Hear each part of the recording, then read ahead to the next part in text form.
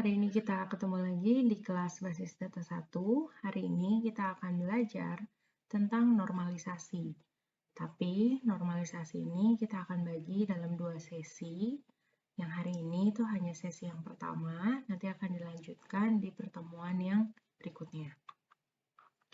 Apa sih normalisasi? Normalisasi itu adalah proses untuk mengubah satu relasi yang memiliki masalah tertentu menjadi dua buah relasi atau lebih yang tidak memiliki masalah.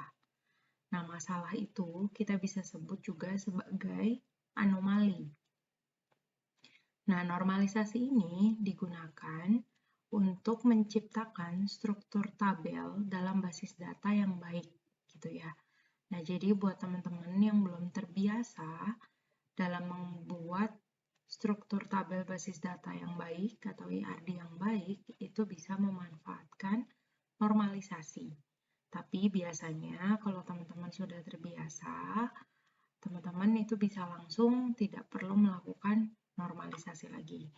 Nah, tapi ini kita akan belajar bagaimana cara normalisasinya supaya teman-teman bisa melakukan atau membuat IRD tanpa perlu lagi melakukan langkah ini step by step. Nah, masalah-masalah tadi atau anomali-anomali tadi itu proses pada basis data yang memberikan efek samping yang tidak diharapkan. Jadi kalau misalnya masih ada anomali ini tuh bisa menyebabkan ketidakkonsistenan data atau membuat suatu data menjadi hilang ketika data lainnya dihapus, gitu ya. Jadi intinya dari anomali itu adalah menyebabkan ketidakkonsistenan data, gitu ya. Ada 3 macam anomali. Yang pertama itu adalah anomali peremajaan, yaitu update. Berarti terjadi kalau misalnya ada perubahan data, tapi ternyata tidak semuanya yang diubah. Jadi tidak konsisten. Lalu anomali yang berikutnya itu penyisipan, yaitu insert, gitu ya. Ketika ternyata kalian mau nambahin data, ternyata ada elemen yang masih kosong, padahal elemen itu adalah kunci.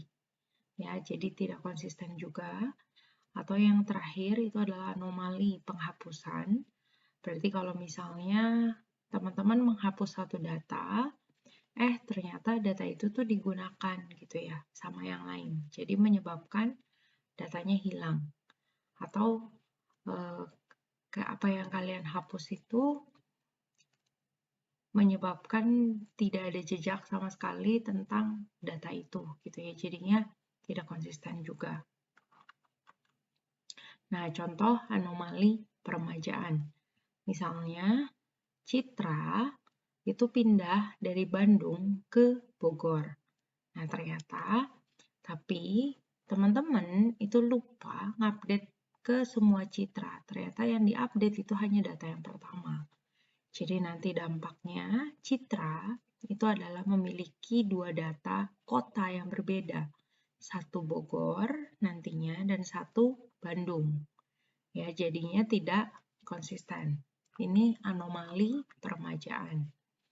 Kalau anomali penyisipan, misalnya bagaimana cara menyimpan fakta bahwa ruang baru bernama Arjuna terdapat pada gedung selatan. Ya, tapi pas kalian mau tambahin baru ada Arjuna ruangannya dan tempatnya gedung selatan, tapi karena dia belum ada mata kuliahnya, jadi ruangan itu belum pernah dipakai. Ketika kalian simpan, itu datanya jadi salah. Karena mata kuliahnya kosong. Gitu ya.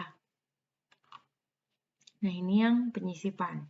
Yang berikutnya, contoh lagi, misalnya, kalau teman-teman buka kursus baru, misalnya ada kursus bahasa Jerman, biayanya sebesar 70.000, tapi karena baru pertama kali dibuka, berarti kan mahasiswanya belum ada nih, siswanya. Nah, tapi ketika kalian mau nambahin datanya ke tabel ini, nomor siswanya masih kosong, berarti nanti tidak konsisten. Nah, ketika data kalian masih memiliki anomali-anomali ini, baik penyisipan maupun penghapusan atau peremajaan, ini itu yang menyebabkan data kalian itu berarti belum normal. Ya, contoh lagi yang anomali yang terakhir ini anomali penghapusan. Misalnya, ketika kita mau menghapus data matematika 1, baris yang ini, berarti kita juga akan otomatis menghapus data ruangan Rama dan Gedung Selatan ini. Jadi nantinya, ketika data ini sepenuhnya dihapus, kita tidak akan memiliki data kalau kita tuh ternyata punya ruangan namanya Rama, tempatnya di Gedung Selatan. Ya. Nah, anomali tadi itu langkah pertama ketika kalian menentukan perlu normalisasi atau tidak. Jadi kalau masih ada anomali, entah salah satu, entah ada dua, atau ada tiga-tiganya, berarti kalian perlu melakukan normalisasi. Nah, sebelum kita melakukan langkah per langkah normalisasinya, kita akan belajar dulu tentang dependensi atau yang namanya ketergantungan. Ya, dependensi di sini itu adalah menjelaskan hubungan antar atribut. Ya, jadi ketika kita sudah belajar ada satu tabel, lalu ada atribut di dalamnya. Nah, hubungan antar atribut itu namanya dependensi. Nah, dependensi ini yang menjadi acuan untuk mendekomposisikan data. Jadi ketika data kalian masih punya anomali, dengan dependensi yang ada, itu kita bisa membuat tabel kita atau basis data kita itu menjadi normal. Gitu.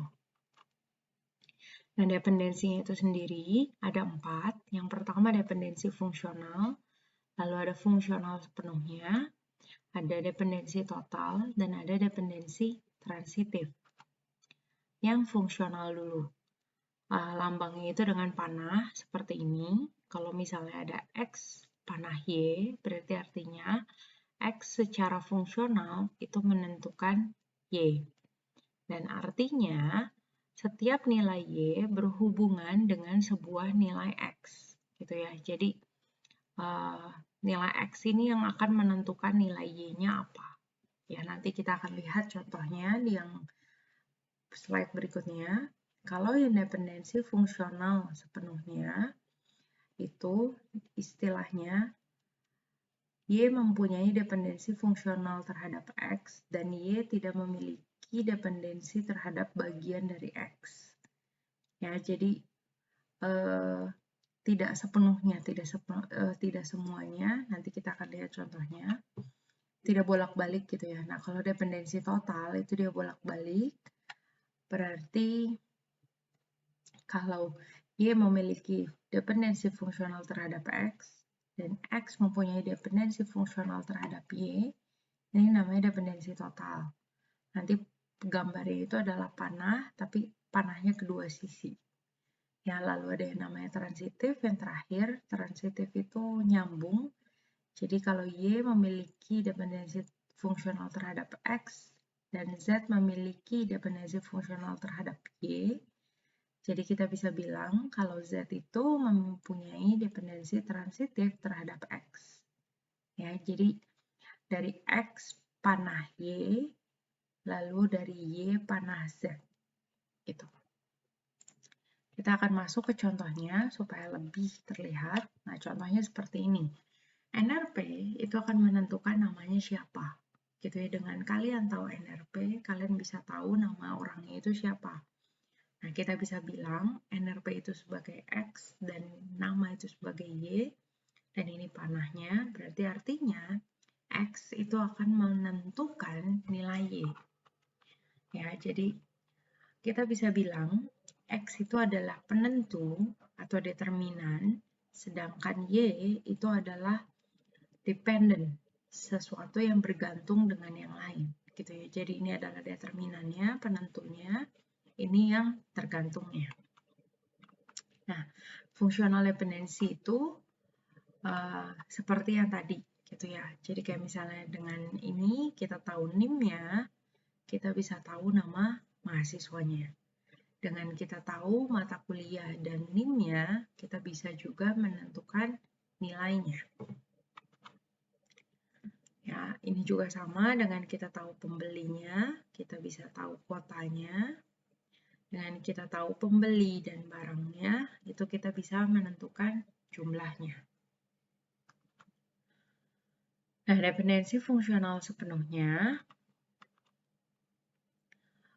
contohnya di kasus yang ini, gitu ya.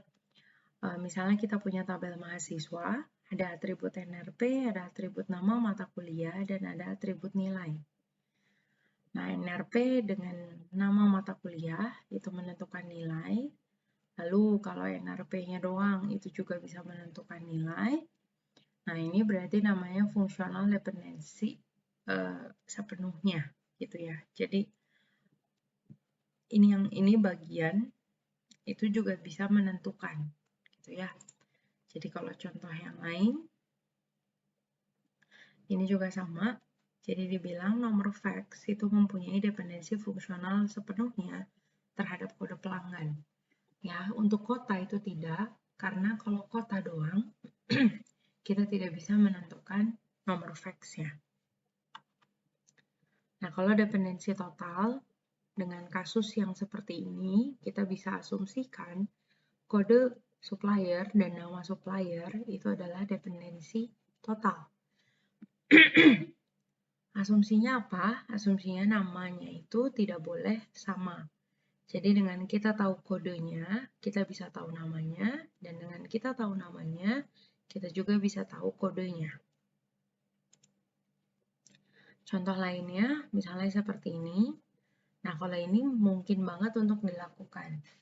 Kalau di Maranatha, kode jurusan itu akan unik untuk semua jurusan yang ada. Begitu juga dengan nama jurusannya. Nama jurusan itu adalah unik untuk semua kodenya gitu ya. Jadi kalau kita tahu S1 psikologi itu kita harus bisa tahu juga jurusannya, kodenya.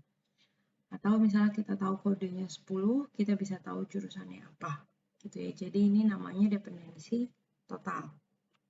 Bisa dua arah.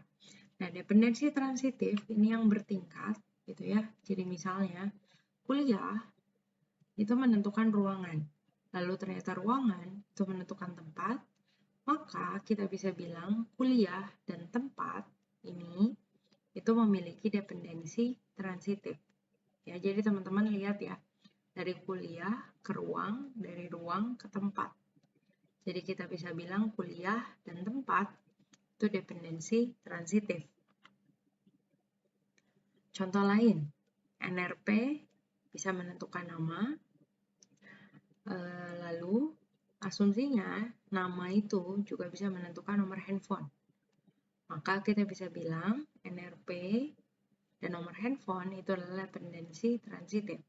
Tapi asumsinya namanya juga unik. Dan kalau namanya unik, berarti NRP dan nama itu adalah dependensi fungsional total. Ya, jadi sama seperti kasus yang ini.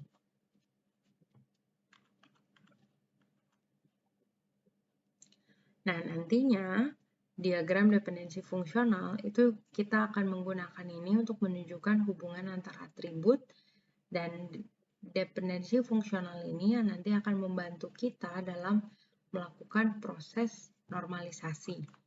Nah, tapi proses normalisasinya itu sendiri itu kita akan dilakukan di minggu depan. Nah, proses normalisasi itu salah satunya adalah dengan proses dekomposisi. Dekomposisi ini adalah proses pemecahan sebuah relasi menjadi dua relasi atau lebih.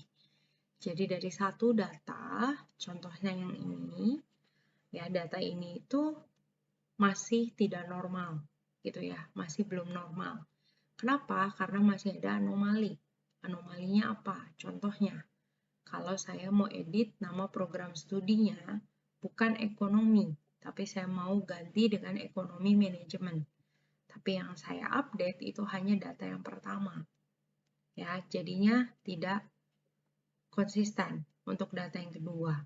Jadinya nanti kita akan bingung program studinya itu namanya ekonomi saja atau ekonomi manajemen yang benar. Ya. Atau misalnya saya mau ada tambah program studi baru, tapi belum ada mahasiswanya. Nah, itu juga tidak bisa. Jadi anomali penyisipannya Atau kalau misalnya saya mau hapus baris yang terakhir, kita akan kehilangan informasi kalau kita punya program studi fisika. Nah, karena masih ada anomali ini, kita akan melakukan normalisasi. Nah, normalisasinya itu dengan dekomposisi. Nah, dekomposisi yang baik itu adalah dekomposisi tak hilang. Artinya apa? Tidak ada informasi yang hilang ketika relasinya itu dipecah. Jadi ketika kita melakukan proses dekomposisi, itu tidak boleh ada data yang hilang. Nah, dekomposisi yang tidak hilang itu contohnya seperti ini. Kita tetap memiliki 3 nama siswa, yaitu ada Ali, Edi, dan Ali. Tapi karena NIM-nya berbeda, berarti dia nggak masalah. Lalu kita juga punya program studinya. Nah, kalau kasusnya seperti ini itu akan menjadi dekomposisi yang hilang. Kenapa? Karena ini alinya ada 2. Kalau kita cuma lihat alinya ada 2, kita akan menganggap 2 ali ini adalah orang yang sama. Padahal aslinya itu adalah NIM-nya berbeda. Berarti ini itu ada data yang hilang. Nah, ini yang tidak baik. Ya. Jadi, prosesnya dari data yang ada, kalian cek masih ada anomalinya atau tidak. Kalau masih ada salah satu anomali atau 2 atau 3 anomali, kalian harus melakukan proses normalisasi. Nah, proses normalisasinya itu dengan melakukan proses dekomposisi. Nah, dekomposisi ini dapat dilakukan kalau kita paham dependensi fungsionalnya. Ya. Nah, begitu untuk yang hari ini. Untuk pertemuan yang minggu depan, kita akan mencoba melakukan proses normalisasinya. Oke, sekian untuk bahan hari ini. Terima kasih.